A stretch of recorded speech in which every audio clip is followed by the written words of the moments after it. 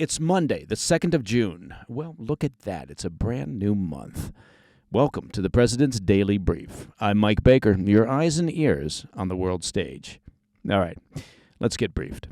We'll start things off with a surprising blow to Russia's Air Force. Ukraine just pulled off its most ambitious drone strike yet, hitting strategic bomber bases thousands of miles inside Russian territory. We'll have those details. Later in the show, Hamas offers to release hostages, but, and here's no surprise, is demanding changes to the U.S. ceasefire plan. We'll break down what each side wants. And the U.S. hands Iran a new nuclear deal proposal, hoping to break the deadlock. But will the Iranian regime accept terms that limit its uranium enrichment? And if they accept the deal, will they actually honor the terms of the deal and not cheat? And why is the answer no? We'll examine what's in the latest proposal. And in today's Back of the Brief, the Islamic State, ISIS, is once again making its presence known, now turning its sights on the newly established Syrian government. Because, of course, ISIS is killing other Muslims. It's their signature move. But first, today's PDB Spotlight. In what's shaping up to be one of the most devastating single days for the Russian war machine, and likely the worst day in the history of the Russian Air Force, Ukraine pulled off a bold and highly coordinated strike deep inside Russian territory. The result, dozens of strategic bombers damaged or destroyed, billions of rubles in damage, and a shattering of the myth that Moscow's core military assets are beyond Ukraine's reach. Sources within Ukraine's security services told the Kyiv Post that the special operation, codenamed Web, targeted at least 4 air bases, including Belaya and Irkutsk in Siberia and Olenya on the Kola Peninsula, near the border with Finland. Now, what each of these military bases have in common is that they house Russia's strategic long-range bombers, including the Tu-95 and the Tu-22M aircraft, which form the backbone of Moscow's long-range strike capability. And despite Russia's supposedly formidable air defense systems, the attackers did not use stealth jets or cutting-edge hypersonic technology. They used small quadcopter, commercially available, low-tech drones, reportedly launched from inside Russia using trucks, vans, and cargo containers. Now, first-person video footage from the drones shows direct strikes on the bombers, with several aircraft erupting into flames. Satellite and social media imagery appear to corroborate the damage, plumes of black smoke rising from runways, and a growing trail of scorched tarmac. The Irkutsk strike alone is significant. That airbase sits nearly 2,500 miles from the Ukrainian border. This marks Ukraine's first confirmed strike in Siberia, and it's the deepest inside Russian territory by a wide margin. And there's a clear reason why the Ukrainians would want to strike these targets in particular. These long-range bombers are responsible for launching Russia's Kh-22 and Kh-32 cruise missiles. Those are fast, long-range weapons frequently used to target Ukrainian civilian infrastructure. Ukraine's SBU Security Service confirmed to the Foreign Times that the agency was executing, quote, a large-scale special operation to destroy enemy bomber aircraft. While the SBU claims more than 40 bombers were hit, that figure has not yet been independently confirmed. Russian state media did acknowledge the strikes, but unsurprisingly is downplaying their effectiveness. Still, publicly available video shows that the damage is real and extensive. Also, reportedly among the damaged aircraft, an A-50 airborne early warning and control system. That's essentially Russia's version of the U.S. AWACS. Each one of these flying radar stations costs an estimated $350 million, more if you get the carpets and the cup holders. And with other bombers in Russia's fleet priced around $40 million apiece, even modest damage to a handful of aircraft could represent hundreds of millions, if not billions, of dollars in destroyed assets. But the operation wasn't just about equipment. These bombers can also deliver nuclear weapons. And by striking the air bases that house them, Ukraine wasn't just going after Moscow's conventional firepower. It was putting a spotlight on the vulnerability of Russia's nuclear delivery systems. And the drone blitz wasn't the only blow delivered. Just hours before the airbase attacks, explosions rocked key rail lines inside Russia and in occupied Ukrainian territories held by the Russian military. In Bryansk, a bridge collapsed beneath a passenger train en route to Moscow, killing at least 7 and injuring many more. And in Kursk, a region that Ukraine briefly controlled before being pushed out by Russian forces, another collapsed bridge derailed a freight train. Other blasts were reported near rail hubs critical to Russian military logistics. Taken together, this appears to be a coordinated Ukrainian effort to simultaneously degrade Russia's ability to strike Ukraine from the air and to resupply its frontline positions by rail. What's perhaps most extraordinary isn't just the scale of the damage, but the precision and the reach. A synchronized drone assault across thousands of miles in multiple regions of Russia, carried out with low-cost hardware and high-level planning, and of course, incredibly solid intelligence, signals that even Russia's most prized assets, far from the front, are no longer safe. But Ukraine wasn't the only one on the offensive this weekend. Just hours before the drone swarms began lighting up Russian airbases, Moscow launched its own massive aerial assault. According to Ukraine's Air Force, Russia unleashed 479 aerial weapons, including 7 missiles and hundreds of Iranian-made Shahed drones, in what officials are calling the largest drone and missile barrage since the full-scale invasion began over 3 years ago. The attack injured at least 4 civilians and caused damage in 18 separate locations across Ukraine, including Kyiv, Zaporizhzhia, and Odessa. One missile reportedly struck a military training facility, killing 12 Ukrainian soldiers and wounding dozens more. There's no indication of what, if any, impact this is going to have on the talks in Istanbul scheduled for today between Ukraine and Russia. But considering the scale of carnage this weekend, it's hard to imagine that either side will be arriving in a mood to talk peace or to compromise. I mean, if they arrive at all. All right, coming up next, Hamas pushes back on the U.S. ceasefire plan, and Washington offers Iran a new nuclear deal. I'll be right back. Hey, Mike Baker here. Let's talk about your personal finances and your hard-earned savings. Now, did you know that in the last 12 months, gold's value has jumped 30%, and central banks are buying gold in record amounts? Now, with the usual ups and downs in the stock market and general uncertainty over the global economy and trade wars, and don't forget those pesky BRICS nations that are pushing hard to replace the U.S. dollar as the global reserve currency, it's no wonder that thousands of Americans are turning to Birch Gold. Look, in times of uncertainty, gold can offer peace of mind.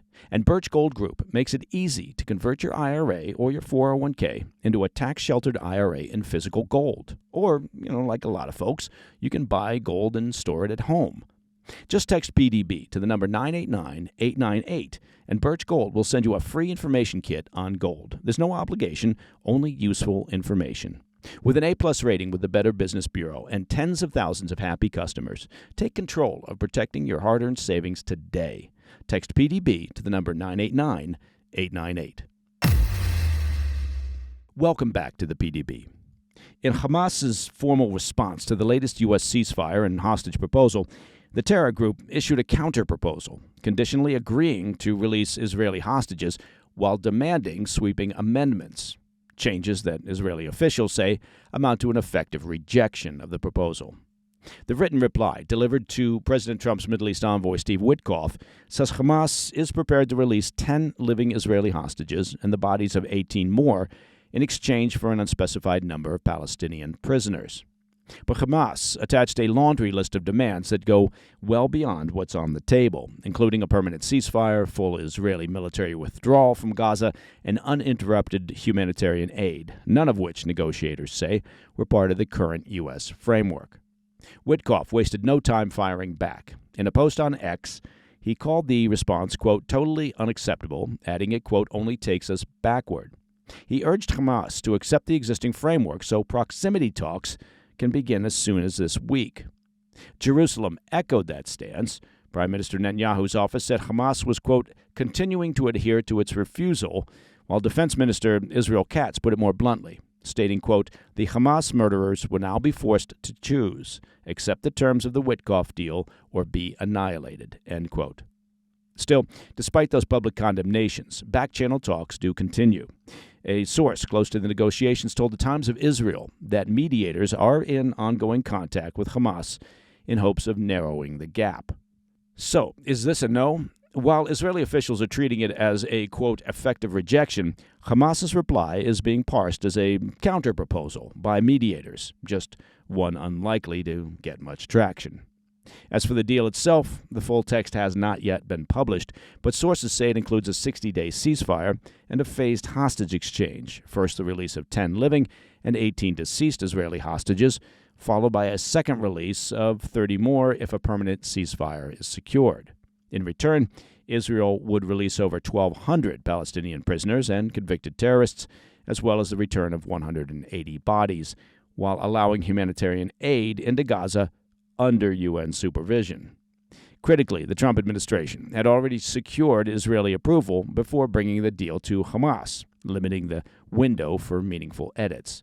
Netanyahu has signaled flexibility on a temporary truce, but insists that military operations must resume if Hamas refuses to disarm. The prime minister stated, quote, "The war will end when Hamas lays down its arms, is no longer in government, and its leaders are exiled from Gaza," end quote. But inside the Strip, well, time is running out. More than 2 million Palestinians are trapped in increasingly dire conditions in the rubble-filled enclave, and Hamas knows it's losing ground. Mediators say this latest U.S. proposal is less generous than the one Hamas rejected in March. Back then, senior Hamas official Khalil al-Hayya said the terror group would not accept any partial deal that failed to deliver a complete and permanent end to the war. Now, though, Hamas is in no position to outright reject the plan. With Israeli troops advancing and the humanitarian crisis deepening, the group has little leverage left and even less room to maneuver. So the terror group appears to be walking a very narrow line, signaling openness to negotiation while clinging to its maximalist demands that Israel has repeatedly ruled out. For now, both sides are still talking, but few believe that they're close to a yes. Okay, shifting to Iran. The U.S. has presented its updated formal proposal to the mullahs for elements of a new nuclear deal, just hours after UN inspectors warned of a sharp and dangerous spike in Tehran's stockpile of highly enriched uranium. The proposal, relayed through Oman's foreign minister, lays out Washington's terms for a halt to all Iranian uranium enrichment and introduces a bold framework, a regional nuclear consortium composed of Iran, Saudi Arabia, other Arab states, and the U.S. The aim?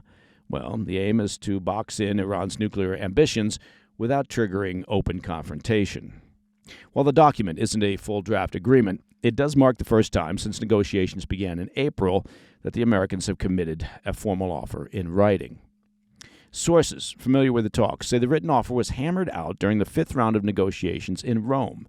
Iran had pushed for something in writing after Witkoff floated an oral version at the previous round. Iran's foreign minister, Abbas Araghchi, acknowledged receipt of the proposal in a post to X. And frankly, the stakes at this point, well, couldn't be higher. The International Atomic Energy Agency, the IAEA, on Saturday sounded the alarm. Iran's stockpile of uranium, enriched to 60% purity, now stands at roughly 900 pounds, up from 605 pounds in February. For better understanding, that's enough for about 10 nuclear bombs if the material is further refined to weapons grade, compared to just 5 or 6 when President Trump returned to office in January. The threshold for weapons grade is 90% enrichment. IAEA Director Rafael Grossi didn't mince words, warning that, quote, the significantly increased production and accumulation of highly enriched uranium by Iran, the only non-nuclear weapon state to produce such nuclear material, is of serious concern, end quote. Well, congrats to Rafael Grossi. He's earned today's PDB Statement of the Obvious award.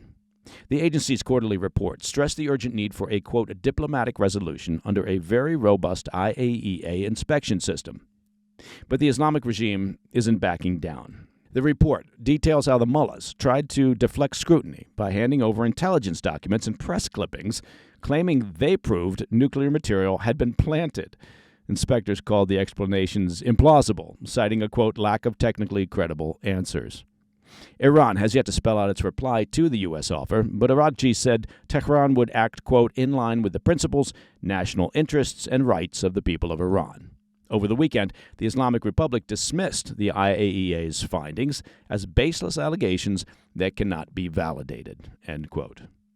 As we've been tracking here on the PDB, Iran has dug in on the issue of enrichment, insisting that producing civilian-grade fuel is a sovereign right. But that stance effectively locks the country in as a nuclear threshold state, able to sprint to the bomb should it choose. That's the tightrope now confronting negotiators. The U.S. is demanding a full halt to enrichment, sweeping inspections, and the authority to dismantle sensitive nuclear facilities. Iran, for its part, has spent billions building that infrastructure, and there's little sign that Supreme Leader Ali Khamenei is ready to sacrifice it. Notably, U.S. intelligence agencies are also picking up chatter about a possible Iranian crash program, an emergency push to weaponize uranium should diplomacy collapse.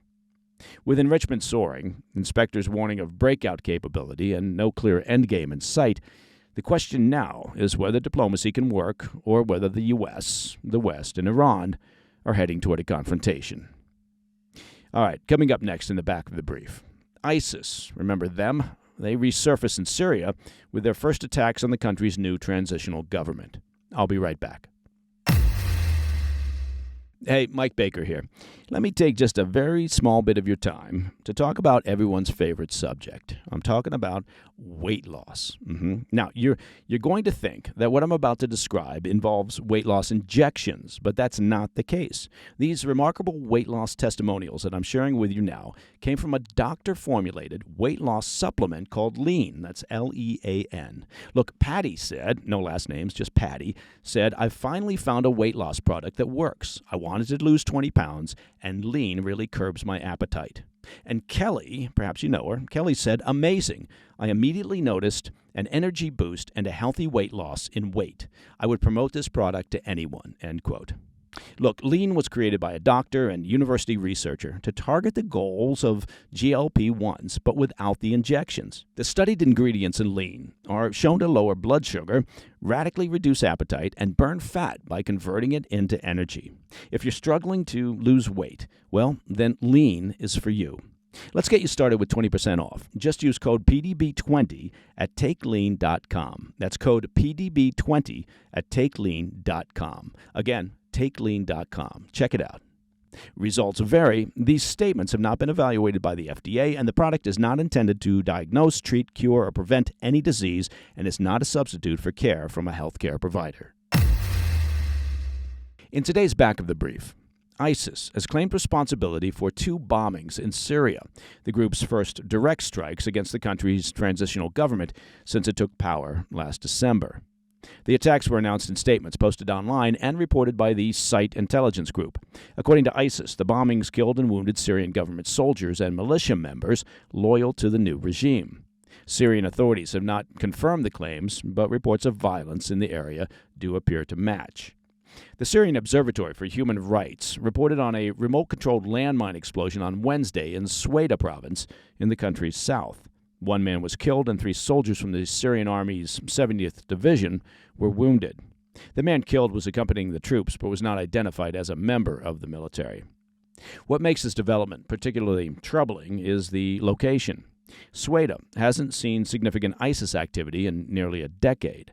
It's a region dominated by Syria's Druze minority and has largely operated autonomously in recent years. The Syrian government has long struggled to assert control there.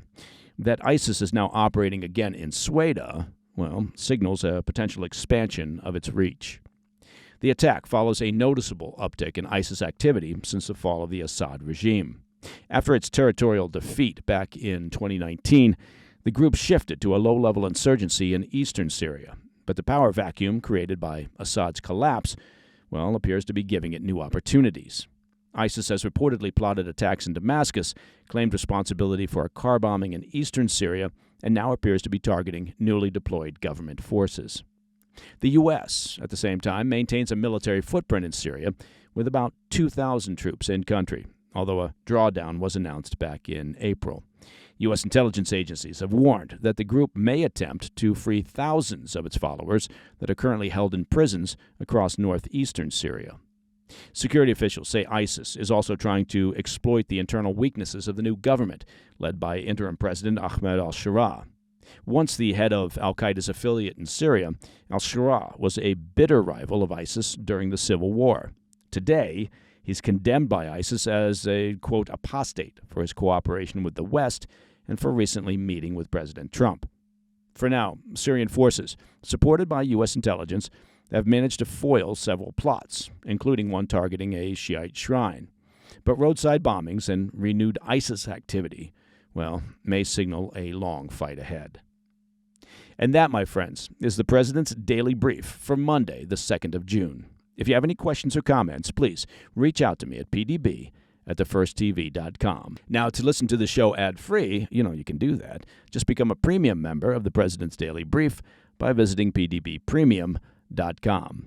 And I hope you had a chance to catch the latest episode of our extended weekend show, the PDB Situation Report. If not, don't fret. You can always check out past episodes of the Situation Report on our YouTube channel, and you can find that at President's Daily Brief, as well as on all your favorite podcast platforms. I'm Mike Baker, and I'll be back later today with the PDB Afternoon Bulletin. Until then, stay informed, stay safe, stay cool. Hey, Mike Baker here. I want to take just a few seconds of your time to tell you about a great home fitness company. Of course, I'm talking about Jacked Up Fitness. These people are terrific. Look, Jacked Up Fitness makes amazing gym equipment for home use, making it easier than ever to be consistent with your strength training workouts. And of course, strength training is key to your overall fitness. As an example, their all-new X Series elevates home fitness to a whole new level. The Power Rack Pro X functional trainer lets you do hundreds of exercises from the comfort of your own home. I've got a Power Rack Pro at my place, and it is outstanding. The construction is fantastic. It features a completely upgraded cable crossover system with articulating pulley arms, giving you unlimited width combinations to hit every muscle group. And if you're new to strength training, well, don't worry. They offer a free Get Jacked Up program that has full-body video workouts. You just press play and follow along. It's that simple. Look, take control of your fitness. Go to getjackedup.com and sign up for their free training program. And when you're ready to purchase your own Power Rack Pro X, use my promo code BAKER, that's BAKER, to save 10% at checkout. That's getjackedup.com. Hey, thanks for tuning in. If you enjoyed this video, don't forget to hit that like button and leave a comment, a really positive, nice, and kind comment. That would be appreciated. And if you're not already subscribed to our channel, make sure to subscribe and turn on notifications so you don't miss any of our daily updates.